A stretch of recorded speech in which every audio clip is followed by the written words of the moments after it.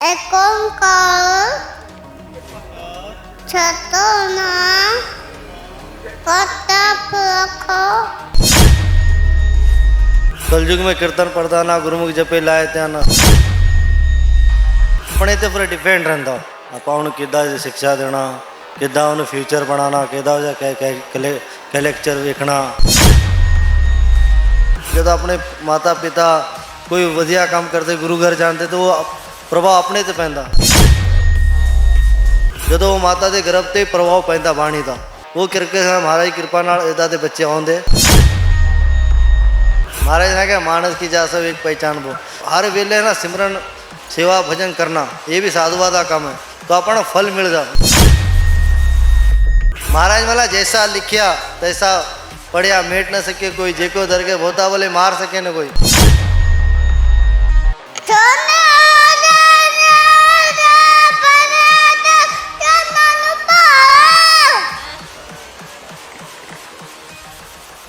ਚੰਡੀਗੜ੍ਹ ਅਤੇ ਮੋਹਾਲੀ ਦੀ ਸਰਹੱਦ ਦੇ ਉੱਪਰ ਕੌਮੀ ਇਨਸਾਫ ਮੋਰਚਾ ਲੱਗਾ ਹੋਇਆ ਹੈ। ਇਸ ਮੋਰਚੇ ਦੇ ਵਿੱਚ ਵੱਡੀਆਂ ਸ਼ਖਸੀਅਤਾਂ ਤੇ ਪੰਜਾਬ ਪੱਖੀ ਜਿਹੜੀਆਂ ਧਿਰਾਂ ਨੇ ਉਹ ਸ਼ਮੂਲੀਅਤ ਕਰਦੀਆਂ ਨਜ਼ਰ ਆਉਂਦੀਆਂ ਨੇ। ਜਿਹੜੀਆਂ ਸਿੱਖਾਂ ਦੀਆਂ ਪ੍ਰਮੁੱਖ ਮੰਗਾਂ ਨੂੰ ਲੈ ਕੇ ਇਹ ਮੋਰਚਾ ਵਿੜਿਆ ਹੋਇਆ ਹੈ, ਸੰਘਰਸ਼ ਚੱਲ ਰਿਹਾ ਹੈ। ਤਾਂ ਦੂਜੇ ਪਾਸੇ ਜੇ ਜ਼ਿਕਰ ਕੀਤਾ ਜਾਵੇ ਤਾਂ ਇਸ ਮੋਰਚੇ ਦੇ ਵਿੱਚ ਭਾਰਤ ਦੇ ਵੱਖ-ਵੱਖ ਹਿੱਸਿਆਂ ਤੋਂ ਲੋਕ ਵੀ ਆ ਰਹੇ ਨੇ, ਜਿਹੜੇ ਕਿਤੇ ਨਾ ਕਿਤੇ ਜਿਹੜੀਆਂ ਸਿੱਖਾਂ ਦੀਆਂ ਮੰਗਾਂ ਦੇ ਨਾਲ ਸੰਬੰਧ ਰੱਖਦੇ ਨੇ।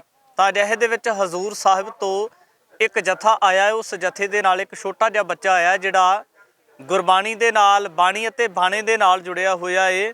ਔਰ ਪੂਰਾ ਮੋਰਚੇ ਦੀ ਗੱਲ ਕਰੀਏ ਤਾਂ ਮੋਰਚੇ ਦੇ ਵਿੱਚ ਵਿਚਰਨ ਵਾਲੇ ਲੋਕ ਇਸ ਬੱਚੇ ਨੂੰ ਦੇਖ ਕੇ ਬਹੁਤ ਖੁਸ਼ ਹੁੰਦੇ ਨੇ। ਤਾਂ ਸਾਡੇ ਨਾਲ ਉਸ ਬੱਚੇ ਦੇ ਮਾਪੇ ਵੀ ਨੇ, ਬੱਚੇ ਦੇ ਨਾਲ ਵੀ ਗੱਲਬਾਤ ਕਰਾਂਗੇ ਕਿਸ ਤਰ੍ਹਾਂ ਦੀ ਜਾਣਕਾਰੀ ਰੱਖਦਾ ਹੈ, ਔਰ ਜਿਹੜੇ ਮਾਪੇ ਨੇ ਉਹਨਾਂ ਦੇ ਨਾਲ ਵੀ ਗੱਲਬਾਤ ਕਰਨ ਦਾ ਯਤਨ ਕਰਾਂਗੇ। ਵਾਹਿਗੁਰੂ ਜੀ ਕਾ ਖਾਲਸਾ, ਵਾਹਿਗੁਰੂ ਜੀ ਕੀ ਫਤਿਹ। ਕੀ ਨਾਮ ਹੈ ਜੀ ਤੁਹਾਡਾ? ਹਰਜੋਤ ਸਿੰਘ। ਕਿਹੜੀ ਜਗ੍ਹਾ ਤੋਂ ਆਏ ਹੋ ਤੁਸੀਂ? ਹਜੂਰ ਸਾਹਿਬ। ਹਜੂਰ ਸਾਹਿਬ ਤੋਂ ਆਏ ਹੋ ਜੀ। ਇੱਥੇ ਕੀ ਲੈਣ ਵਾਸਤੇ ਆਏ ਹੋ ਮੋਰਚੇ ਦੇ ਵਿੱਚ? ਬੰਦੀ ਚਿੰਗਲੀਆਂ ਕਰਨੇ ਦੇ ਰਿਹਾ ਕਰਵਾਉਣ ਵਾਸਤੇ ਆਏ ਹੋ? ਹਾਂ। ਅੱਛਾ, ਇਹ ਜਿਹੜਾ ਤੁਸੀਂ ਬਾਣਾ ਪਾਉਂਦੇ ਹੋ, ਗੁਰਬਾਣੀ ਬਾਰੇ ਵੀ ਪਤਾ ਤੁਹਾਨੂੰ? ਮੂਲ ਮੰਤਰ ਆਉਂਦਾ ਤੁਹਾਨੂੰ? ਸੁਣਾ ਦਿਓ ਫਿਰ ਮੂਲ ਮੰਤਰ। ਏਕ ਓਂਕਾਰ। ਏਕ ਓਂਕਾਰ ਸਤਿਨਾਮ ਕਰਤਾ ਪੁਰਖ ਨਿਰਭਉ ਨਿਰਵੈਰ ਅਕਾਲ ਮੂਰਤ ਅਜੂਨੀ ਸੈਭੰ ਗੁਪਤ ਛੋਟੋ ਜਪੋ ਸੱਚ ਝੂਠ ਸੱਚ ਹੈ ਵੀ ਸੱਚ ਨਾਨਕ ਹੋਠ ਵੀ ਸੱਚ। ਅਜੀਤ ਸਿੰਘ ਜੀ, ਜੁਝਾਰ ਸਿੰਘ ਜੀ, ਜਲਾਵਲ ਸਿੰਘ ਜੀ, ਬੋਲੋਗੇ? ਮੋਰਚਾ ਫਤਿਹ ਸਿੰਘ। ਬੋਲ ਫਤਿਹ ਸਿੰਘ। ਜਕਾਰਾ ਵੀ ਆਉਂਦਾ ਤੁਹਾਨੂੰ? ਹਾਂ। ਜਕਾਰਾ ਵੀ ਜਾ ਦਿਓ ਫਿਰ।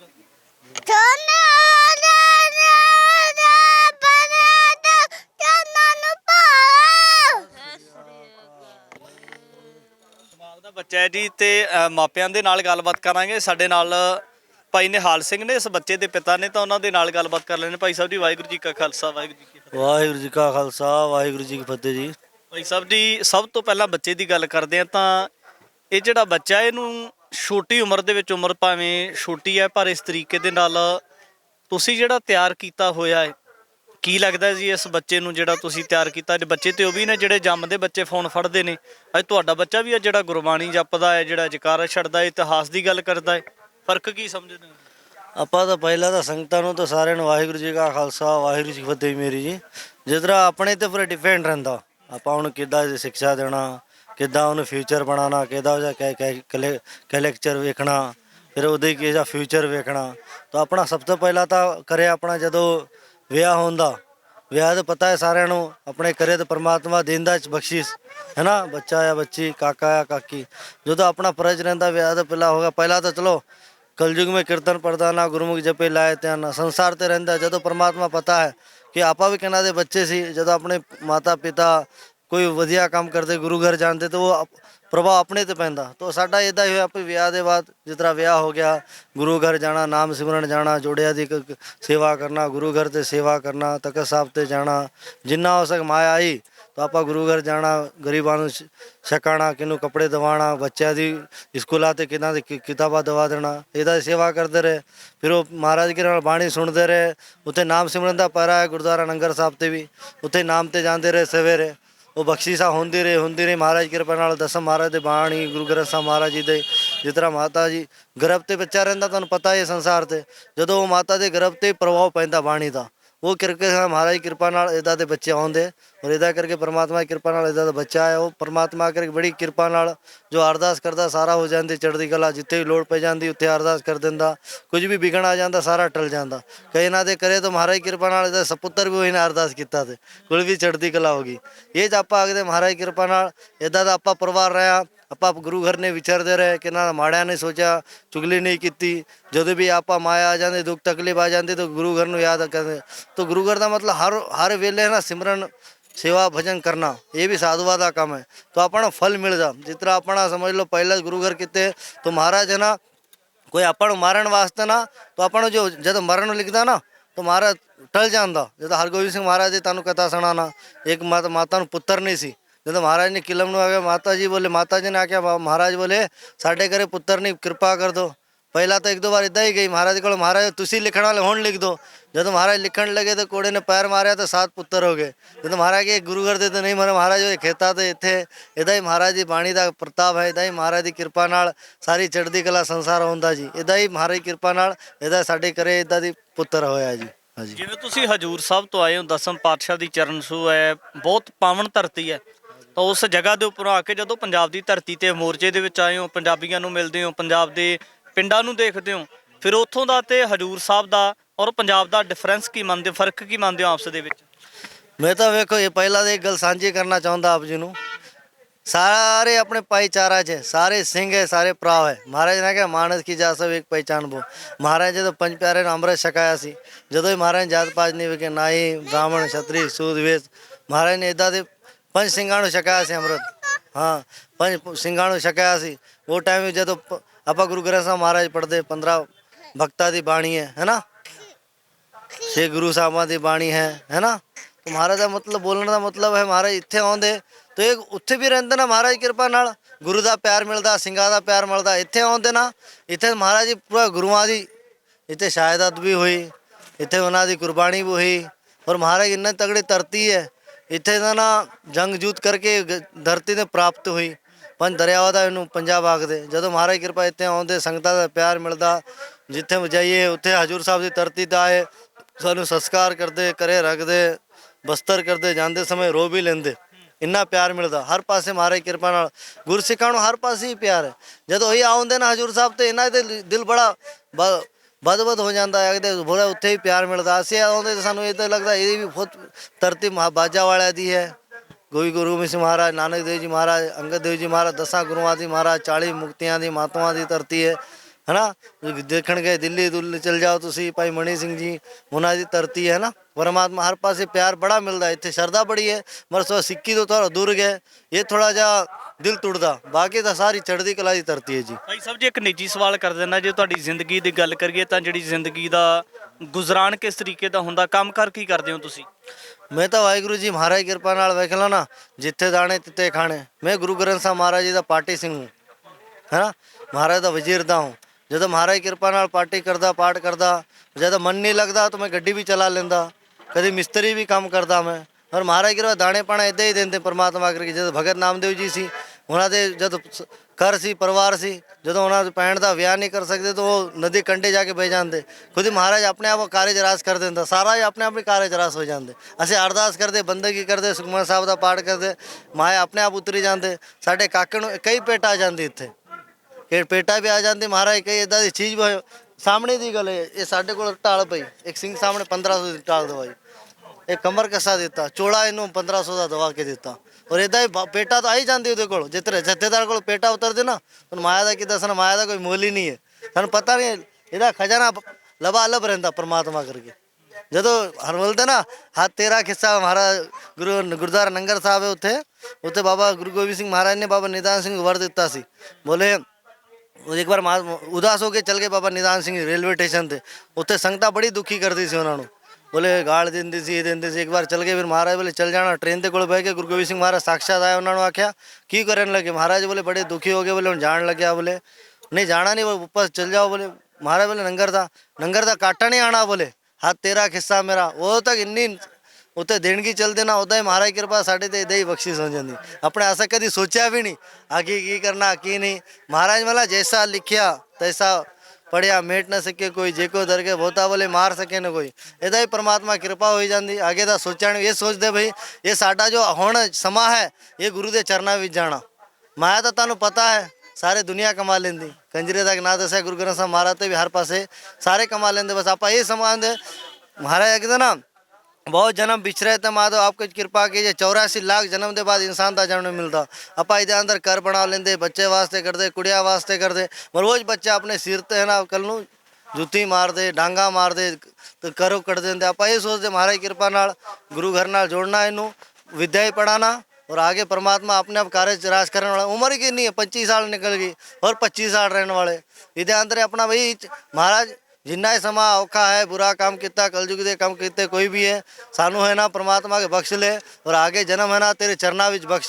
पहले गुरु नानक देव जी महाराज टाइम वो कि ना फकीर सी, वो तो 20 रुपये का लंगर चला दुनिया चल के शकी जानता। अपन ये मैं महाराज को अरदास करता, महाराज जी कोई मैंने गवर्नमेंट ड्यूटी नहीं है या मैंने कोई सर्विस नहीं है ना कोई सरकारी ड्यूटी नहीं है, बस इन्ना है मैंने आँख पैर नक ये वजह देते। अपा जिथे मर्जी है ना काम चलते चलते परमात्मा करके आप टोकरे भी चक लेते ना तो 1500 बंदा कमा लेंदा, हर पास रेड़ी ला सकता। मैंने ये समा है 84 है, बंदी सिंह है कि अपने 9-10 अंदर है, इधर कई बंदी सिंह है। ये हाजरी लगी परमात्मा करके इतिहास बनी जाता सारे पास आगे परमात्मा कर काके का इतिहास बना इधे करके रोके आप। और महाराज कृपा महाराज ने काटा भी नहीं कोई टूटा भी नहीं। महाराज कृपा जाते उत्ते सेवा ते काके ਨੂੰ ਉੱਥੇ 100-200 ਆ ਜਾਂਦੇ, ਜਥੇਦਾਰ ਦਰਸ਼ਨ ਕਰਦੇ ਉੱਥੇ ਦਰਸ਼ਨ ਪੇਟਾ ਆਈ ਜਾਂਦੀ। ਇਦਾਂ ਮਹਾਰਾਜ ਇਦਾਂ ਰੱਖਿਆ ਹੀ ਨਹੀਂ, ਲੋੜ ਹੀ ਨਹੀਂ ਪਈ ਜੋ ਆਪਾਂ ਕਿਹਨੂੰ ਦੱਸਣਾ।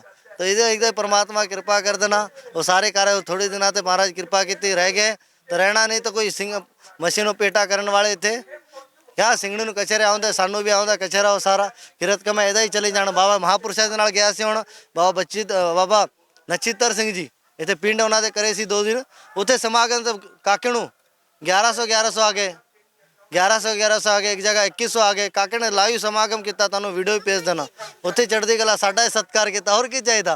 असें हजूर साहब ते 7-8 हज़ार कमा देंगे इतने 10-12 हज़ार दिना देंगे हमें माया आ गई परमात्मा हुण इहदे करके दोस्तों। ਤੁਸੀਂ ਗਿਣਤੀ ਦੇ ਦਿਨਾਂ ਵਾਸਤੇ ਸੀ ਜਦੋਂ ਮੈਂ ਪਹਿਲਾਂ ਗੱਲਬਾਤ ਹੋਈ ਸੀ ਤੁਹਾਡੇ ਨਾਲ ਤੁਸੀਂ ਕਿਹਾ ਸੀ ਕੇਵਲ ਜਿੰਨਾ ਕੁ ਸਮਾਂ ਹੋਇਆ 8-10 ਦਿਨ ਲਾ ਕੇ ਜਾਵਾਂਗੇ ਪਰ ਅੱਜ तकरीबन 20 दिन के करीब हो चले इतने मन लग गया फिर तुहाडा? बहुत मन लग गया जी, मन ही नहीं कर रहा जान वादा करी जो साडा अमृत वेले उड़ जाते। हुण एक जगह गए सी असीं वो बाबा जी का पिंड का नाम नहीं आ रहा नचित्तर सिंह जी उन्होंने घरे सवेरे क्या है उत्थे 1100 ਨੂੰ अरदास ਦਿੱਤੇ हजूर साहब ते आया करके उत्थे ही सवेरे तुहानू अरदास मैं उत्थे वीडियो की ਇਹਦੀ मूल मंत्र का जाप किया वाहिगुरू का जाप किया संगतां नू फतेह पाई नाम जपाया सारे संगतां उहदे चरनां विच उतर गए।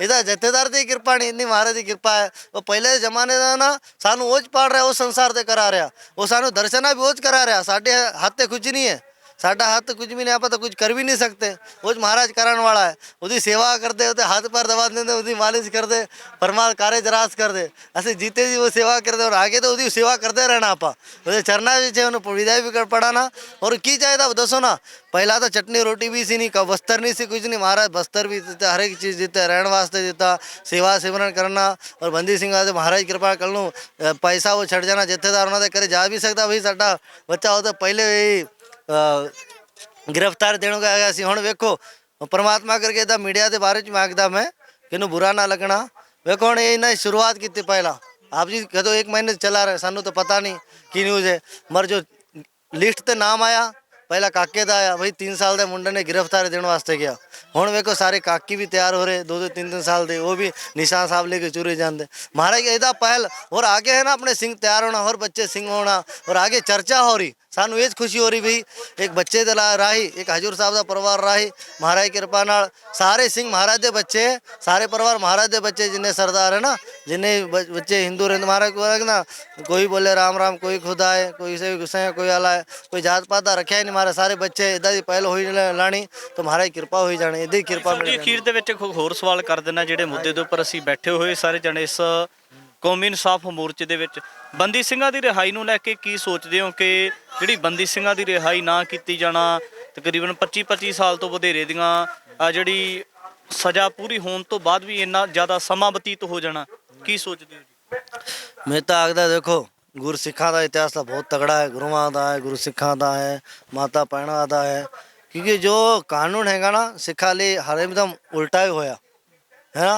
जिथे लोड़ पई, जिथे भी कुछ हो गया, दुर्घटना कड़ी, कुछ भी जंग युद्ध होया, जिथे कोई पानी आया, पाकिस्तान की गल होंदो किथे भी है, उत्थे है ना सिख कौम के आगू पहुँच गए है ना। उत्थे कार सेवा पहुँच गई, कार सेवा पहुँच गई, सारे जथेदार पहुँच गए, लंगर ला देते। जदों इदा दी चीज़ हो जाती ना गौरमेंट सारे खिलाफ हो जाती। जदों होना दूजी गल है, जदों दिल्ली ते मोर्चा लग्या सी आम आदमी पार्टी के केजरीवाल उत्ते लैटरिंग ये वो सारा प्रबंध किया। इन्होंने आख्या जितन तो पहला असी बोले बेदबी की जो गुरु ग्रंथ साहब महाराज उन्होंने इंसाफ दिवाना, सजा दिवाना, ये दिवाना, ये पार्टी सारी है ना खिलाफ हो जाती। जब इलैक्शन जीतन वास्ते आते ना पार्टी जब बनती सारे वड्डे वड्डे गल्लां करती और ये उलट करता। हुण आज ਸਿੰਘਾਂ ਨੂੰ सड़कों ते आना पै रहा। भाई जगता सिंह उन्होंने माता पिता वो भी वेखो कितना संघर्ष कर रहे, ये कर रहे। आज छोटे छोटे बच्चे आ रहे, इन्हें इन्हें थोड़ी गलती हो जाते अंदर कड़ देंगे खालिस्तान ये बबर खालसा। ਇਹਦਾ ਕੋਈ ਹੈ ਹੀ ਗਾ ਨਹੀਂ ਨਾ। ਜਦੋਂ ਹਿੰਦੂ ਰਾਸ਼ਟਰ ਹੈ ਨਾ, ਹਿੰਦੂ ਰਾਸ਼ਟਰ ਦੀ ਗੱਲ ਕਰਦੇ ਹਿੰਦੂ, ਜਦੋਂ ਸਿੱਖ ਇੱਦਾਂ ਦੀ ਗੱਲ ਕਰਦੇ ਤਾਂ ਨਾ आतंकवादी है ना, ये खालिस्तानी है, बबर खालसा का बंदा है। कि जदों ये निक्कू साध वाला बाबा इदा दा गल्ला करते, जदों कुछ नहीं है योगी गोल करते कुछ नहीं है। जो कई इदा दे ब्राह्मण भी है कि भगवा कपड़े पा के कई साधु है वो मरण वास्ते जाते, बोले असीं मर जाना, बोले साडा राष्ट्र नहीं बनया हिंदू राष्ट्र। तो सिंह इदा दे गल करे तो करे पुलिस वाले पहुँच जाते। हुण बाबा राजा राज सिंह जी उन्होंने परिवार नूं चक के ले गए। वेखो गलती कोई आ के ना मेरी गलती तो मैनू चको, बोले गुलू मार दो, बोले मैं भजन वाला नहीं, बोले परिवार नूं क्यों डिस्टर्ब कर दे। ये तुहानूं पता है पहले तो है ना सिंघां के खिलाफ है। असीं ये लगदे छेती छेती सिंह छुट जाना, बंदी सिंह बाहर आ जाना, इदा कोई गल भी नहीं होंदी। जो महाराज जी बेदबी हुई गुरु ग्रंथ साहब महाराज और दोषियों को सजा देना, इस कानून तो एक आस करते इन्होंने पूरा किया था। इदा जोर नहीं होना। जदों दिल्ली ते भी इदा ही चीज़ होया, कितना संघर्ष होया, 13-14 महीने मोर्चा चलिया। जदों आखी खुली बाद च किन्ने शहीद होए वो तो गिनती कभी आखे नहीं न्यूज़ वाले ने भी। चलो कोई अपने जो इतने न्यूज़ वाले है पंजाब के वो दस दिन मगर उत्थे तो आज तक ये हो। जदों कोई पुलिस वाले थोड़ा जिहा लग्या नहीं, जो ਸਿੰਘਾਂ ਨੂੰ इन्ना लग्या वो कभी दिखाते नहीं, वो बोलते नहीं। पुलिस वालों लग्या भाई इन्ने जख्मी हो गए, उन्ने जख्मी हो गए, ये हो गया वो हो गया, फड़ो 10,000 इनाम ला रहे हुण। वेखो गई न्यूज़ आते पेपर आते फोटो आ पाए कि गलती नहीं सी ना उधरों पहले फतरा होया। हाँ वो कोई पहिया नहीं किया, कोई पुलिस वाले रख दे मर होया ना पहला उधरों। ये तो शांतमई गया, सारे नूं पता है। इधर संघर्ष होया जदों इदा दी वारदात हुई ना, तो इदा दी वारदात नहीं हुई सी। नहीं तो 5-5 जनां नूं छड्ड देना सी। जद असीं गिरफ्तार नूं तैयार है तुसीं गिरफ्तार कर लो ना जिन्ने भी आ रहे। कोई कमेटी भी सारी इहदे अंदर सहयोग है तो नहीं दे रही तो वखरी गल है। तो सानू आँख खुलनी सीएम दा हाउस ते उन्होंने पता लगना करके इदा दी चीज़ कर रहे। तो उन्होंने पता नहीं लग रहा तो इदा संघर्ष होना ना, इहदे मोर्चे निकलने, इहदे हल्ले निकलते, ये मैं आखदा जी। हाँ जी। ਤਾਂ ਜਿੱਥੇ ਕੌਮੀ ਇਨਸਾਫ ਮੋਰਚੇ ਦੇ ਨਾਲ ਸੰਬੰਧਿਤ ਗੱਲਬਾਤ ਕੀਤੀ ਹੈ ਤਾਂ ਭਵਿੱਖ ਦੇ ਵਿੱਚ ਵੀ ਯਤਨ ਕਰਾਂਗੇ ਕਿ ਇਸ ਮੋਰਚੇ ਦੇ ਵਿਚਲੇ ਵੱਖ-ਵੱਖ ਪੱਖਾਂ ਨੂੰ ਲੈ ਕੇ ਤੁਹਾਡੇ ਦਰਮਿਆਨ ਮੈਂ ਰਜਿੰਦਰ ਸਿੰਘ ਹਾਜ਼ਰ ਹੋਵਾਂਗਾ। ਧੰਨਵਾਦ। ਵਾਹਿਗੁਰੂ ਜੀ ਕਾ ਖਾਲਸਾ, ਵਾਹਿਗੁਰੂ ਜੀ ਕੀ ਫਤਿਹ।